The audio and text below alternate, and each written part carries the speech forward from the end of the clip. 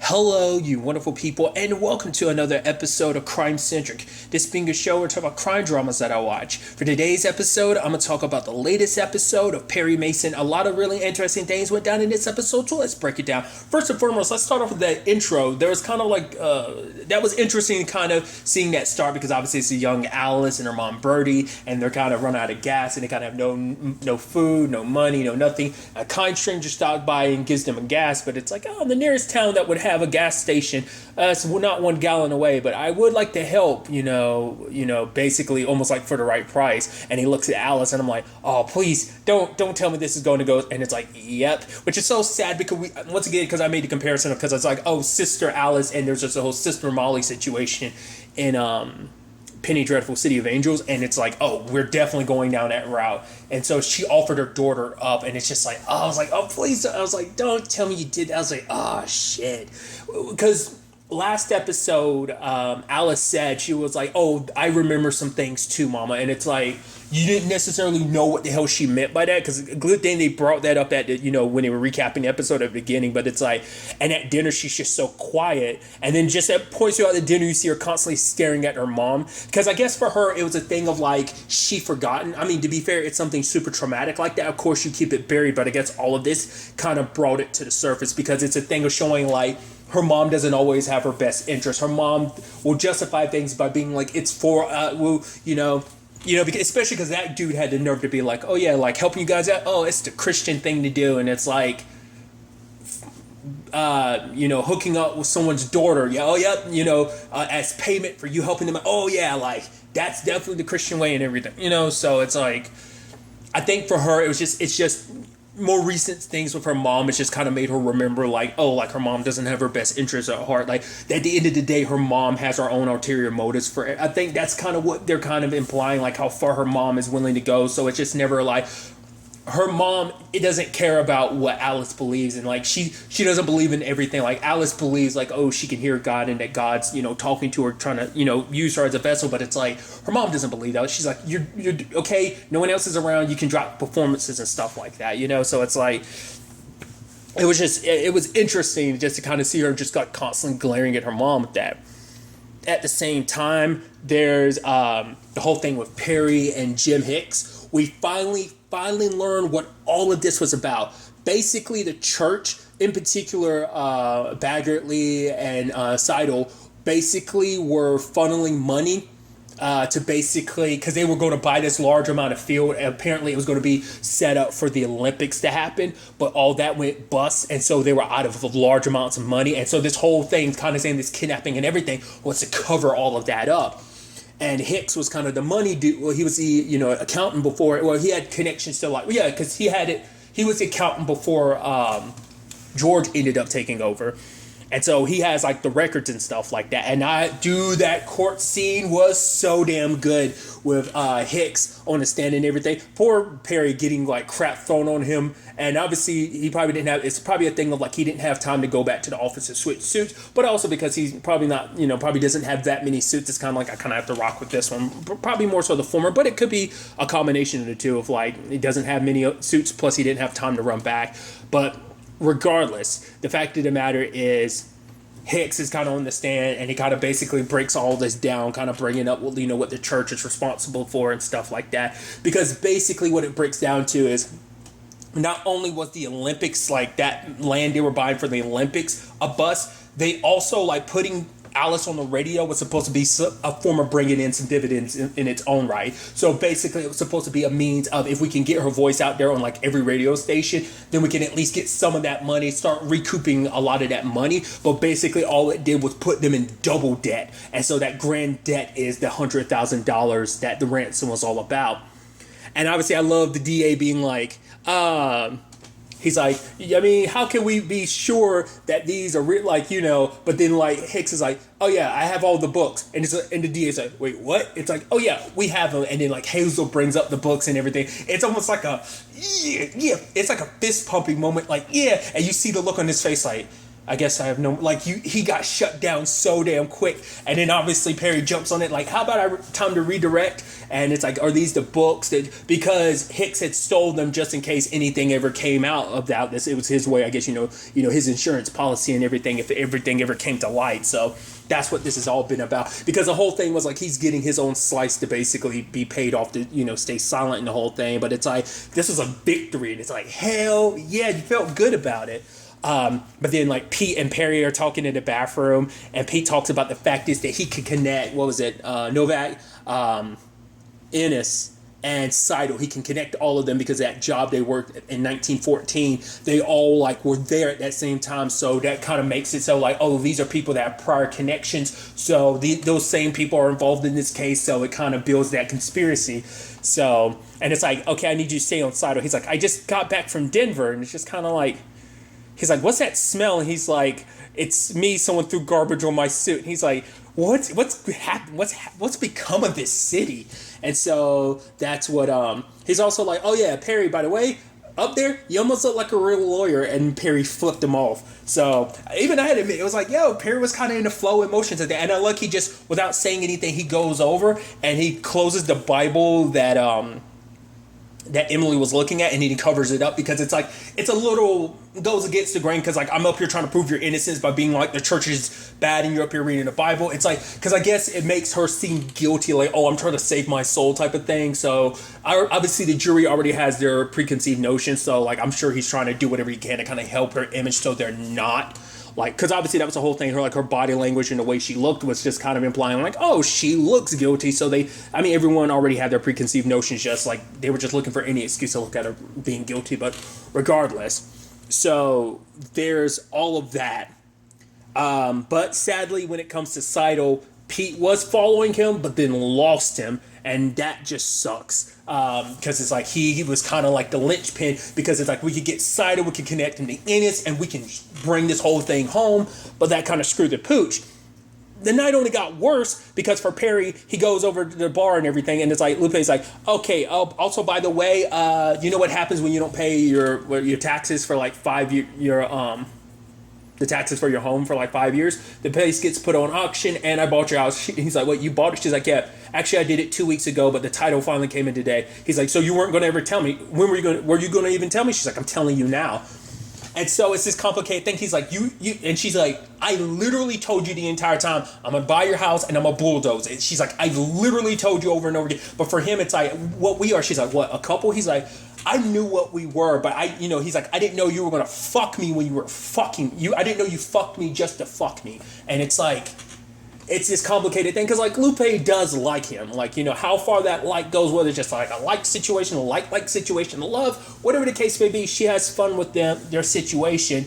And she's like, I was literally up front the entire time. And it's like, and she's like, when it's all said and done, where your parents are buried, they'll stay. And he's like, oh, well, that's very fucking generous of you. And he bounces, she's like, you'll thank me in the long run. He's like, I promise you I won't. Which I'm curious, like, I mean, I guess for her, it's just kind of like, because because this place won't be your responsibility, you'll be able to make some money off of this whole situation. So maybe that's what she's implying, like you'll be able to have a fresh start. But for obviously it's a heavy thing, because for Perry, it's like his parents are buried here. Like, once again, for him, it's like he doesn't want to be the Mason that screwed this whole thing up, because this has been a thing in your family. And for him, I mean, once again, he talked about it. It's like, this is, where his parents were, where he grew up, where him and his wife at the time had their child. Like, it's, the place had significance, and for it to be on him, like, that's why he's been reluctant to sell it, because it's just like, there's so much history here, because he feels like the moment it's gone, it's almost like the Masons were never there. It's like, they'll disappear. Like, if there's not a constant reminder, it's almost like you don't exist the moment you're gone,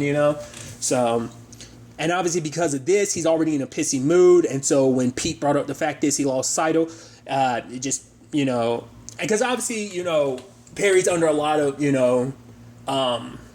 stress, because obviously Seidel was going to be important to this whole Emily situation. So it's like, now that kind of screws things over, because he's fighting for Emily's life. It's like, if he screws this up, he doesn't get a second chance. There's no like, oh, well, do better the next time. It's like, no, like, Emily's life is on the line. And, but Pete was just kind of like, you know what? you could basically get Paul to do this because he's like, I basically had to swallow your shit long enough. It's just like, it's like, I'm out here doing all, like, I literally brought you all the leads and you're just like, you're discounting all the good work I've done. Yes, I messed up in this case, but he's like, the fact of the matter is you're acting like you've never fucked up like hundreds of times. So it's just, but obviously even Perry was almost shocked to see Pete walk away like that after, considering like how deep into all this it is. But it's just, it's understandable because Pete's like, I'm not going to be like, treat it like chopped liver, like you making it seem like it's all on me. Like, I get it, the pressure. The fact is that someone's life is on the line, but you can't blame me for things kind of just being a little out of my control like that. So there's that. At the same time, there's the whole situation with Paul.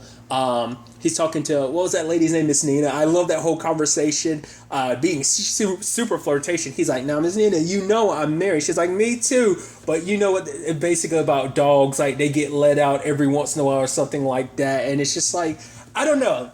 That's that moment. Like, I don't know how to like really phrase that. Like that seemed like such a, just like a, like,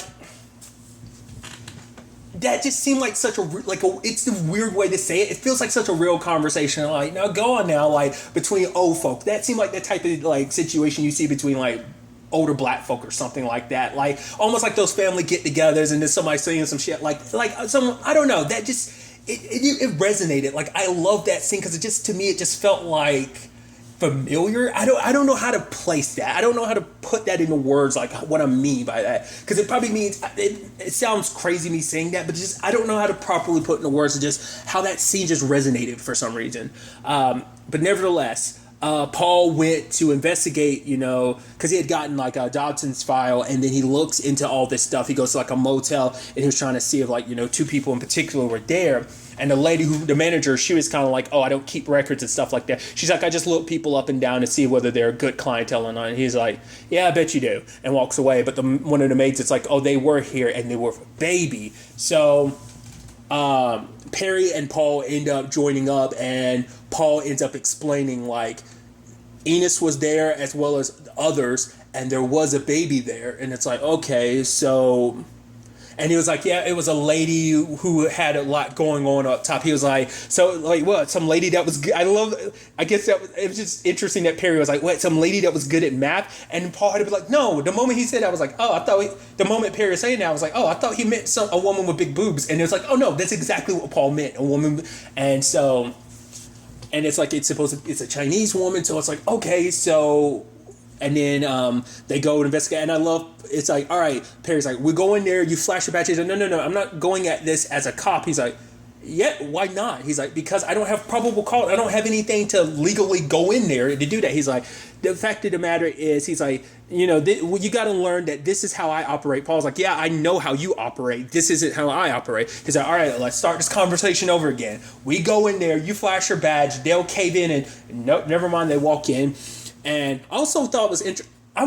I'm actually curious. Like, the fact of the matter is, Perry went in there and he was like, they basically have a menu. I'm like, well, just based on stuff I've seen on like TV shows and stuff like that, obviously like the more digital age version of that exists already. But I'm like, was that really a thing where it's just basically, because it looked like he was almost looking at a pamphlet of the Kama Sutra of like, oh, you want to do this or that? Like, it looked like that. I thought that was interesting.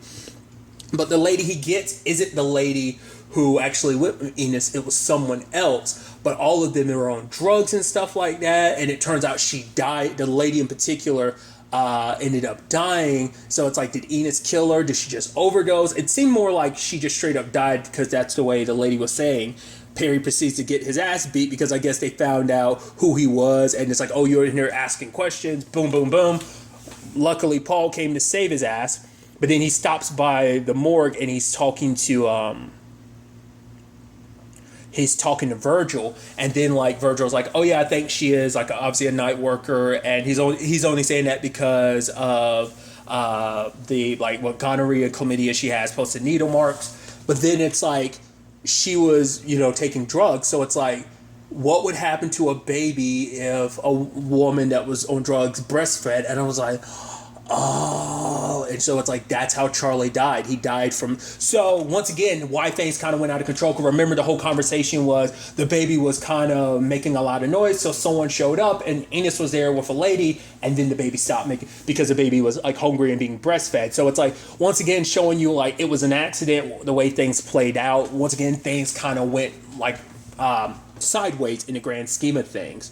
I didn't talk about it, but Baggerly being on the stand, I'm cute. Could we get the camera looks to Matthew at one point in time? But I'm curious like how he feels about this the moment it all comes out in the open, to be like, oh, like the church is Baggerly was the whole church was in $100,000 debt. This had tied to your son's kidnapping. We never got to see that part, but I'm like, what is his reaction to this? Because it's like, you went to your dad and everything. Like, I don't think Matthew's involved or whatever, but it's just kind of a thing of like, I'm curious what you're going to, what's your reaction to this? Like, are you still going to believe your dad despite everything kind of getting brought up in court? Like, I would have loved to see what was his reaction to all that.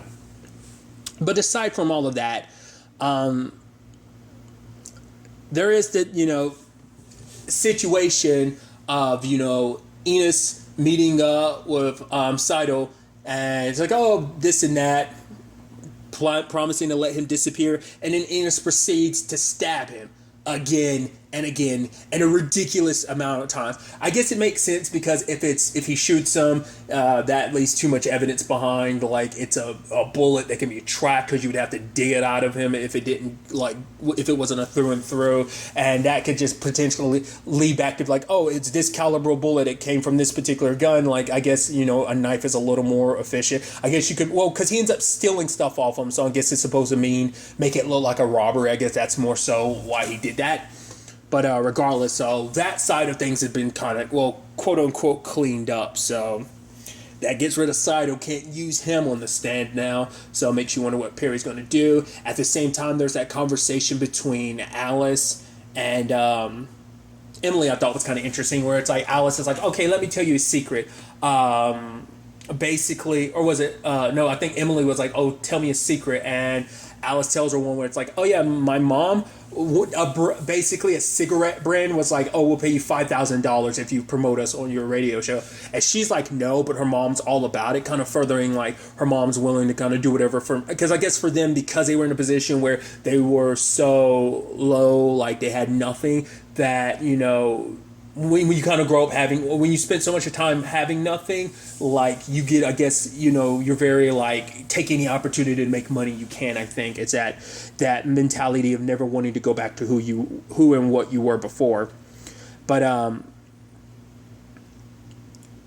it's an interesting thing too, where Emily ends up telling her secret, and it's the night that Charlie ended up getting kidnapped. She was she was on the phone with George, and George was like, I love you. And the fact of the matter is, it's kind of I also love Charlie, he's my own. And for her, it's that moment, it felt like she was alive again, because she felt probably so stagnant for so long. And George made her, and, just the sad truth of that man being responsible. But it's not just George. He was brought into something that was already, all of this, he was just one cog in this large machine. But then Alice starts saying I get it, what, you don't believe, do you? And she was like, what? It's no, the fact is, you don't really know me, do you? So, ask, do you really, you don't really believe that, I can bring your son back from the dead and stuff like that. And it's just Emily bluntly asked, are you lying to me? She's like, and all Alice says is, after tomorrow, basically nothing's going to be the same. Because they already try to blow Alice up at the beginning, the people who left the church, by being oh yeah, here's Robert. Remember how you made him walk last time? Yeah, it didn't stick. Why didn't it? And Alice is simply because he didn't have enough faith. Why did you not have enough faith? Alice had to turn that around like that. But also being confronted with that, you can tell it's a blow to her, just because she's so wholehearted. Because I think for her, she's okay with Emily questioning her, because I think even she's questioning herself, because this is what she believes, and I think she hopes, but at the same time, it's just kind of, you're still not 100% sure whether it is a thing that Alice does 100% believe, or because it seemed like everything was causing doubt. But I guess for her, she didn't want to give in to that doubt. She didn't want to give them the satisfaction. So was it more so because you do believe, or you just don't want people to have the satisfaction of knowing you're wrong? Because obviously for Emily, this means the world to her, because it's like she just wants her baby back. But also this means like everyone in the city is going to owe her an apology. And she's like, and they're going to be asking for my forgiveness, and I don't know if I'll be able to give it to them. But at the same time, with all this information that Perry and Paul ended up pulling up, it's like they go to the cemetery and everything. It's like, okay, like Perry's trying to get her not to go through this. Even telling Alice, if you care about Emily at all, do not do this. It's going to turn into like a zoo type of situation. Things are going to go wild. And Alice does her thing. I'm literally on the edge of my seat the entire time. I'm like, all right, like what's going to go? Like, it's like, cause I was like, I don't think Charlie's going to come back. Like I said, not unless there's going to be some crazy twist to this. But I'm like, I don't know, man. It's just going to be silent. This doesn't look good. I was like, wait. And then like they open it and like the baby's going. I'm like, Charlie's body's out there. I'm like, wait, what?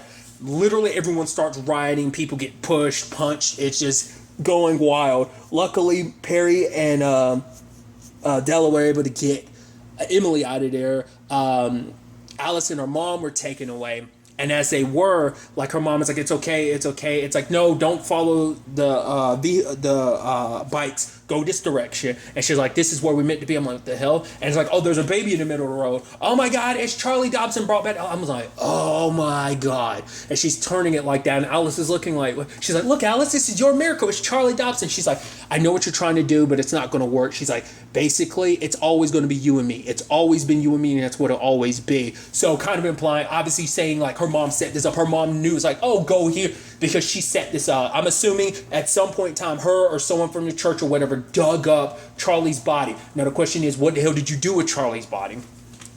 And they got some random person's baby there that like, oh, this is Charlie, he's back to the life. And now because for Alice, she sees this, it's like, once again, it's like her mom doing things, claiming it's for them, but it's like, it's more so for yourself, because you want to keep this all in line, because you feel like, once again, because Alice had said like the church and everything under it, it's mine. So now it's just a thing of like your mom undermining what you believed. It's like, I could have done something, but you didn't give me the opportunity. Felt whether I rose him or not was going to be me. Now, whether God really gave me that or not was going to be me, but you took that away.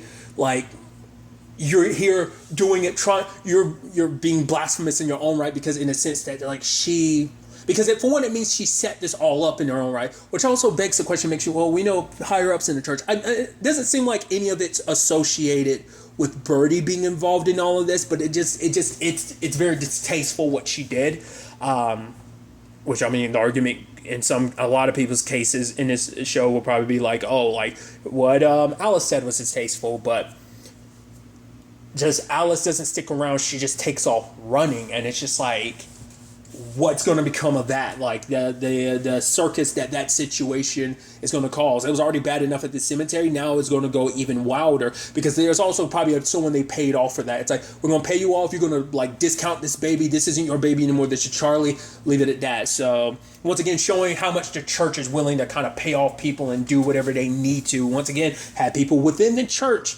setting up a kidnapping that went sideways. It's just, they're at fault for the crime in the first place. It would have never led to that situation, but regardless. So there's all of that. A lot of very, very interesting things. Next week's episode is the season finale, or finale. I guess it depends on how everything ends up playing out, because this is supposed to be a mini-series, but I guess depending on how well it does and just how HBO feels like handling this, we could see more, we could not. Maybe this is the end. Whether this is the end of this reboot of Perry Mason, who knows? We'll kind of have to wait and see. But at the very least, it's the end of this case, and where things go, how this whole thing plays out, we will ultimately have to wait and see where everything takes us going forward into the season finale. But really, that's all I'm going to talk about. So the next time we meet, be happy, be safe, live life to the fullest, and enjoy it. Good day and goodbye.